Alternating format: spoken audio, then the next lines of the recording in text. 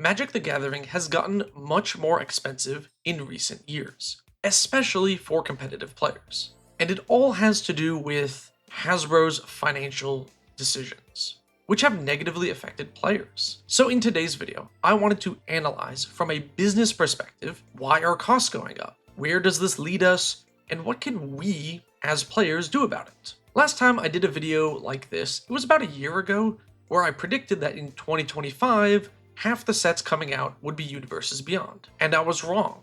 Oh, never mind, they pushed Lorwyn back for some other Universes Beyond set. So I was right? Yay? Usually being right feels better. I also predicted this is part of a long-term plan to heavily pull back on in-universe sets. Maybe not phase out entirely, but I think Hasbro wants most of Magic to be Universes Beyond. From a financial perspective, this makes sense. How well is a bespoke, unique, steampunk India-inspired world going to sell? Who knows? How well is a Lord of the Rings set going to sell? Probably really well. This is why we see so many remakes and sequels in movies and TV shows. It's less risk. Why try something new when the old thing worked so well? But in Magic, it's not just less risk. I believe it's going to be less costly. To make unique characters, story, and setting takes a lot of time and work. You need designers and concept artists and lore nerds. But if Hasbro can just negotiate down those licensing costs, it's possible that they could just save a ton of money by cutting their overhead and having way less employees who work on in-universe things, and just keep that to the minimal couple of reprint sets here and there. And instead, they just lean in on already existing design and proven concepts. But that was my old video, and this is now. So my prediction has changed a little bit. I still think that is what Hasbro wants, but I also think it's going to fail. To explain why, I need to talk about other changes Hasbro has made to the game and the direction I think they're trying to go. First, a few disclaimers. One, I'm going to say Hasbro a lot in this video, and not Wizards. The reason being, these changes are coming from Hasbro. I don't think anyone at Wizards actually has any bad intentions or would want to harm the game in any way. Think of any person you can actually name at Wizards. Mark Rosewater, Gavin Verhey, or whoever. All of these people do not have the ability to change the board of directors' vision for the company. And I am happy that these people are at the helm and not some random finance goon put there by Hasbro. Trust me, I went to school with a lot of these people who are finance goons, and you do not want them working at Wizards. Second disclaimer, this is not an anti-Universes Beyond video, although I will be very critical of the price increases that it has brought along. Don't take this as me saying Universes Beyond is totally bad. Recently, I made a video about precons and their value. Many players commented saying they don't care about the price increases, reprint value, or card quality. They just want Final Fantasy cards because they like Final Fantasy, which is totally fine. This set is designed for people who really like Final Fantasy, or speculators, since we don't know exactly how and when these are going to get reprinted and in what capacity. But those commenters are exactly the type of player Hasbro is looking for. To those players, this is a merch drop first and game pieces for Magic the Gathering second. And they've done this for years now. Secret Layers have steadily decreased in their reprint value, but they're just merch drops, so who cares if the cards are useful? Part of that is also because Secret Layers are commander focused, where you only need a singleton copy of things, best in class cards can be skipped, and really jank stuff can find a home. Not only have we gotten worse reprints and less cards, but the layers have also gotten more expensive. Speaking of Commander, what about other formats? It's not news to most people that Hasbro has cut back on events and support that used to go to Modern, Standard, or whatever other format. But this isn't an accident. These decisions don't happen at random. Hasbro wants to cut back on competitive formats. Part of that is they have done nothing to address the increasing cost of these formats. Modern used to be a place where you could build a deck and play it for an extended period of time without making major changes to your list. And even if in the past those decks were individually more expensive, you could play them for many years without having to make changes or slowly build into them, making Modern a accessible format if you wanted to start at a lower budget. But now Modern is filled with new cards that have upended the whole format, which usually then just get banned out from under you. Hogak, Nadu, Grief, Fury, the One Ring, new cards come out and your old deck becomes unplayable because the new cards are too strong, so you buy the new deck, and then you tank the financial hit when your deck is banned away. This happened to me when Mox Opal got banned out of my Wurza deck. And then I sold the Mox Opals to get some store credit and try and build a new modern deck. And then now that Opal is unbanned, I really don't want to buy them at a higher price again. Why would I? I mean, I feel like a fool for trying to keep up with my favorite format. And it's not just modern. Pioneer has always been dominated by whatever the newest cards printed into Standard are. Right now, the best deck in the meta is playing Sunspine Lynx and Screaming Nemesis. The second best deck needs Cory Seal Cutters and Artist Talents, and I imagine with the next set release, many of those decks will become obsolete, and you'll have to toss them aside to buy new ones. Let's look at Standard now. Of course, this is a rotating format, so it makes sense that cards become obsolete, but they're doing so faster than rotation. Shieldred used to be the best card in Standard at time of release, and now it's relegated to a one of in a few tier 2 lists. If you bought 4 of them, it can feel bad to try and have to sell them back for store credit or at a lesser amount. Additionally, when Standard cards are pushed in power, such that they show up in every format, it increases the price of those cards, making Standard more expensive overall. Also, a lot of Standard is played on Arena these days, which is a complete money sink. You don't even get to resell those old Shieldreds that you don't use. A lot of this is because of power creep. Power creep is something that naturally happens in any game, where a new thing will come out and it has raised the bar, making old, weaker cards obsolete. And some amount of power creep is fine. In any game, you don't want to completely cap the power level of design after you've done one thing. The problem is the speed at which the power creep is occurring. It makes your cards more disposable, yet the prices are held up by speculators and collectors who might not even play Magic. And when are these Universes Beyond cards going to get reprinted anyway? And in what way? Who knows? Hasbro not giving you a concrete formulated answer to this just adds to the speculation and perceived value. So I don't think we're getting an answer anytime soon. And these days, paper non-EDH formats are simply less common at game stores, which also makes getting into the formats even more difficult. Of course, there are still game stores that run 60 card format events, but the fact that many game stores just play Commander and don't play any 60 card formats is actually a very new phenomenon. Having an MTG focused game store and not having FNM Standard or Modern would have been really weird in the past. But now I personally have to travel pretty far if I want to play Modern. It's been like that for quite a few years now. My current LGS technically has a Standard FNM, which they're planning to cancel and just do EDH on Fridays because nobody shows up to play Standard. They don't fire off events. And this year, it's gonna get even crazier. I would be shocked if Spider-Man is going to be full of unplayable bulk rares that do nothing. And those new power-crept Spider Lads will be in more expensive packs, compounding the increase in price. I predict record amounts of price gouging, prices for singles in Standard, and decks across formats. And Hasbro knows all of this. I don't think any of this information would surprise the Hasbro shareholders. None of these changes are happening in a vacuum. This is all part of their strategy. So what are they focusing on? Well, EDH, obviously. Commander is the current focus point of Magic. Financially, Commander players are easier to manage. Commander is an easier format to get into by nature of it being a casual play experience. Commander players could actually buy a very expensive pack and use the bulk rares more than anyone else. They get more personal value from these packs that have less monetary value. And Commander players are less likely to complain about Cory Steelcutter taking over every format. Also, EDH is the only format they can seem to make intro decks for, which they continue to increase the price of. Commander players are just not affected by the power creep and increase in price in the same way.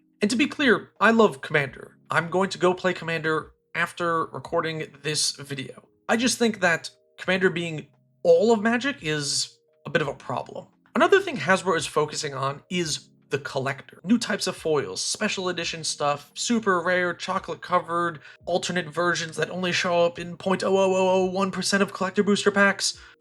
Scalper culture is not unique to Magic. Other games have it too, but Hasbro has really pushed for it in recent years. And these crazy lottery ticket cards do sometimes raise the average value of a pack, but that also means that most packs which don't have the crazy lottery ticket card are just worth less. We've leaned into the gambling aspect of packs. I mean, just look at play boosters over draft boosters. And while cracking packs can be fun, the fact remains that it is less valuable for most players these days. I would never recommend buying packs to a new player looking to build a deck. So all of these decisions have caused Magic to be more expensive these days. Now, it's time for me to dust off my degrees and do a bit of financial analysis to find out what Hasbro's end goal is and whether or not it's going to work out. But first, I want to take a quick break from this long video. Oh my god, is this like the halfway point? To say I really appreciate all the support on the channel and the support from my patrons. Whether you're subscribed here, on YouTube, or on Patreon, it really means a lot. I'm glad that I have the opportunity to make unwatchable videos like this. Anyway, thank you so much for the support.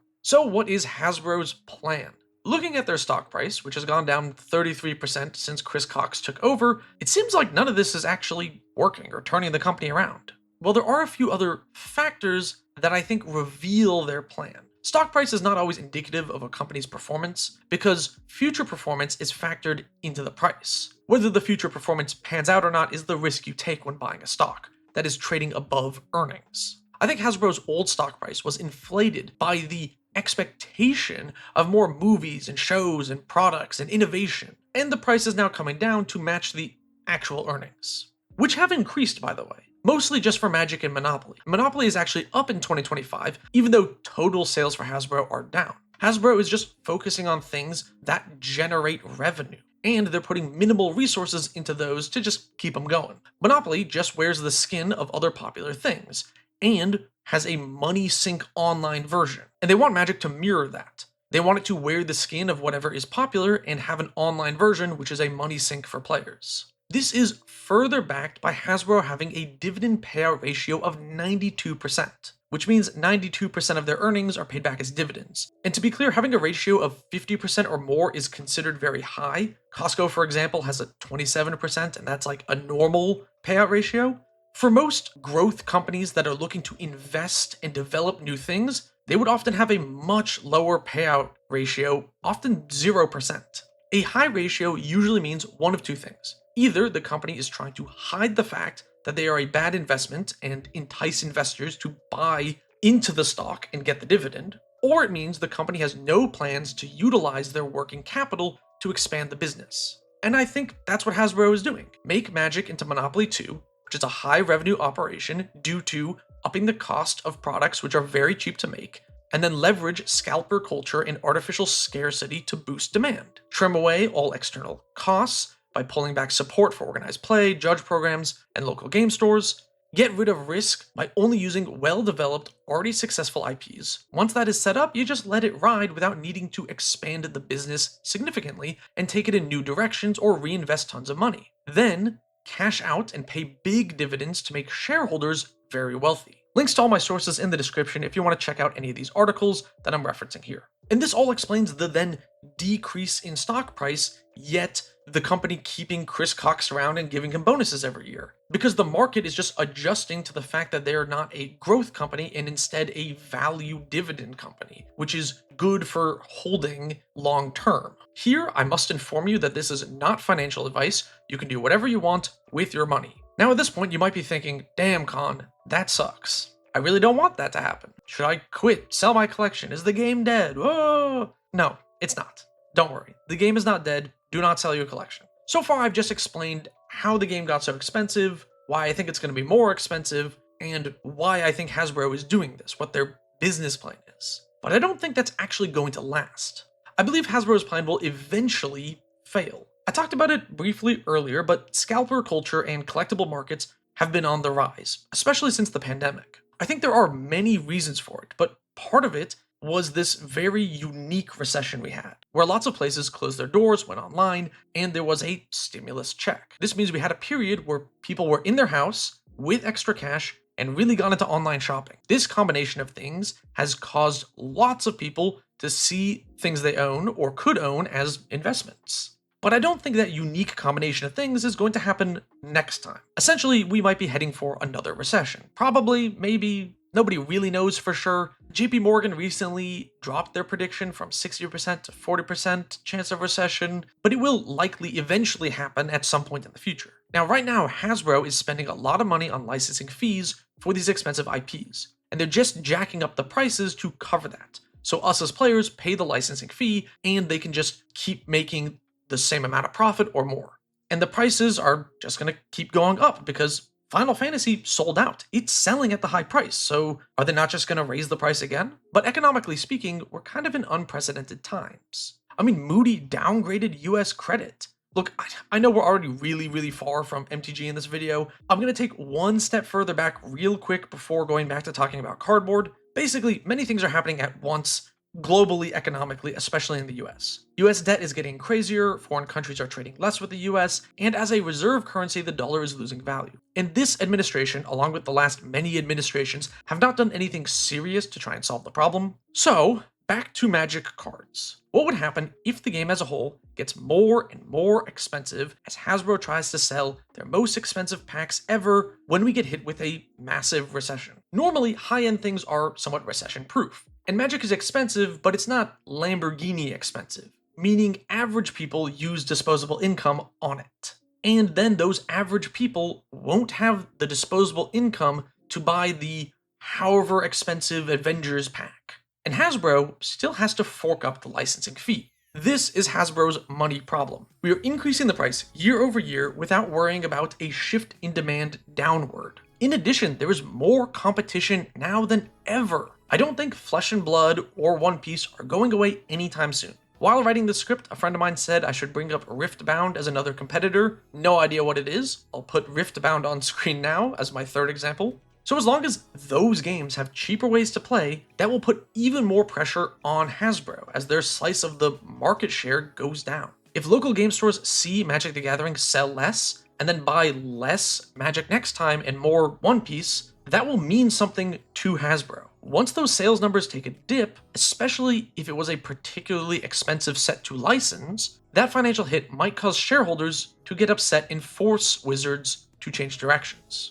Perhaps having a cheaper entry point so kids can get into the game, more accessibility to important cards, and less power creep so players feel like buying into a format isn't a scam. And maybe, just maybe, even going back to making more in-universe sets to lower the financial risk caused by those licensing fees. I'm not even saying that this is going to happen during the next Marvel set or in the next year. If I knew for certain when the recession's going to hit, I would be a billionaire. I'm just predicting that as prices go up and up and up, eventually we will hit some economic downturn, which will cause a large drop in sales and potentially shake up Hasbro's business strategy. Maybe they'll have to cut that dividend payout ratio and invest some of their money into expanding what Magic is with the movie or TV shows or more products that we just aren't getting now. In the meantime, what should you do? Well, most people have gotten into casual EDH. Part of the boom is because it's the only casual format, but also it's the easiest one to get into monetarily. And I think that's great. I love casual Commander and think it is amazing. This is the format where you can ignore power creep and go wild brewing decks. Or competitive-minded players will gravitate towards CEDH, where you can just proxy everything, which is also wonderful. But you probably already knew I liked EDH and CEDH from this channel already. Here are a few other things that I would suggest trying out. One is to buy singles. Final Fantasy has a ton of random cards which are useful and cost not that much. And with the increased price of packs due to special arts, high-end pieces, lottery cards, the value of an individual pack is really low. So, I would recommend waiting for a set to drop. Don't pre-order anything, let the prices tank, and then as the supply goes up while it is in print, purchase the singles you want then. Purchasing packs to crack them or draft them can be fun, but please don't do that as a means of getting a specific card you want. And if you do want some of the cards which are really expensive, I would suggest proxying them if you're playing EDH. You don't need to play into Hasbro's expensive pricing scheme. I genuinely don't think most players would get upset if you just said, hey, I like this commander, it's proxied because I didn't want to spend $100 on it. Also, focus on building a collection of useful cards as reprints come out. One thing I've done for years is wait for a reprint of a commonly used card for some archetype and then buy it when it gets reprinted and it's at its lowest price. This is especially good for lands. Doing this over years, instead of buying packs, has caused me to build up a collection of good lands, which makes building decks way easier. And it doesn't have to be staple cards either. It can just be any card you like or want. Snipe it as a single when the price drops. Don't buy sealed product. And this is doubly true if you can buy singles from your local game store. It's important that these shops stay in business, especially as Wizards has somewhat taken away from their sales with Secret Layers. Another suggestion is Pauper. This is the best 60 card format right now, and it's not even close. It's cheap to get into. Most meta decks are less than a scalped precon these days, and Wizards cares about the format. But Hasbro doesn't. Gavin has done an amazing job with Pauper. When they ban or unban cards, they are careful not to make a deck become obsolete. The Tron land core has caused so many shakeups in the format, but always remained a relevant part of it. The core of your deck still works. Same with Affinity, same with Burn. They make these small changes to Pauper decks to keep your deck meta relevant and the meta open and free for many decks. And making small changes to your Pauper deck is cheap, so if you do need to make a change because of a ban, it's probably not going to price you out of the format. Additionally, it's hard for Hasbro to monetize Pauper. I guess they could print special versions of like Lightning Bolt or some common cards or whatever, but that's pretty difficult for them to actually make money from. So it's unlikely that they're going to do a Pauper Horizons that's going to whack up the format. And even when that does happen, like when Modern Horizons came out, it did change Pauper quite a bit. Again, they're all commons. It's cheap. You can still build a new deck. When your deck gets changed, it's not an $800 loss. Additionally, because the power level of commons is so much less, you can brew. You can actually come to your Pauper event with your own individual brew. You don't need to be playing the most recently printed powerful cards because they're not that much stronger than other random commons. When my LGS cancels their standard FNM permanently, I'm going to suggest to the store owner to play Pauper FNM, and I'm going to pitch in their Discord and see if I can get people to do it because I love Pauper. When my old game store stopped playing Modern and Pioneer and Standard, they kept on going with Pauper. The format is alive and well. It's also easy to get your friends into. Since Pauper decks are cheaper than many Commander precons, it's not crazy to suggest to someone that that could be their first deck. Look, I could make a whole separate 50-minute video about how awesome Pauper is. Seriously, give it a try, play it with your friends, try to pitch it to your local game store. It's awesome. Another great option is Cube. A cube is a pile of cards that you draft, so you can play limited with your friends all you want without having to pay for expensive packs. How do you make a cube? Let me grab a cube expert real quick. Elk, this video is already really long. Can you please explain in the simplest, easiest way how to build a cube? Well, making a cube is actually fairly easy. All you have to do is find out which cards you want to play with the most, and then make sure that you don't scale your cube's power above the power of those cards. For example, if you love Death Pact Angel as much as I do, then make sure that no reanimation target is better than Death Pact Angel in your cube. Personally, from here, I like to define 2 color categories, so doing all the 2 colors and their draft archetypes, and then filling out the monocolors based on what creates tension in the drafting environment. So for instance, if Boros is Go Wide Aggro and Orzhov is Token Aristocrats, they'd both like a white token generator. No, shorter than that. I play the cards you like and make the 2 colors match up well, so you can have cool, interesting single color cards? No, shorten it to like 1 word, please. Fun! Awesome, thank you. Other formats like pre-modern also exist. These have a locked set of cards, so your deck literally never changes no matter what gets printed. And it can be a fun way for you and your friends to build and play decks that don't ever have to change. And the format seems to be getting a little bit more traction every day. Also, I predict some other fan-made format will break out. Modern was shaped by players, specifically Gavin Verhey. EDH was shaped by players, specifically Sheldon Menery. And Frontier, or whatever that Pioneer-adjacent format was, also existed. The Magic community is really strong, and players will always love the game system because it's such a great, fun game system. So players will find ways to play it. That's what I love about Magic, and that's why I don't think Magic is dying anytime soon. And I think the game will get better, but it might just get a little bit worse and more expensive before then. Thank you so very much for watching. I hope you found this video interesting. I'm super curious to hear the comments. If you made it to the end of this video, thank you so very much. Holy cow. Special thanks to my tier 3 patrons whose names you see here. If you want to get in the credits and support me whenever I make weird videos like this, check out the link below.